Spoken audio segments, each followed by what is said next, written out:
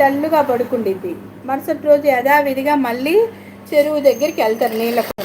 వెళ్తే నీళ్ళు ముంచుకుంటారు. అప్పుడు ఉండపట్టలేక అడిగేసిద్ది కుండ, యజమాని గారు నిన్న నాకు చెప్తానన్నారు, నేను ఎంతో ఎదురు చూసా, మీరు చెప్పలేదంటే అయ్యో మర్చిపోయా నేను అని అప్పుడు చెప్తాడు అనమాట. నీ వల్ల ఈ దారిలో ఎన్ని చెట్లు మొలిచినాయో చూడు, పచ్చని చెట్లు. నేను గమనించాను ఈ కుండ ఎప్పుడో నెర్రబడిందని. చూస్తా ఒక చెంబు నీళ్ళు కూడా మనం ఎవరికి ఇచ్చే పరిస్థితి కాదు. చాలా కష్టపడి చాలా దూరం నుంచి తీసుకొస్తున్నాం మనం నీళ్ళు.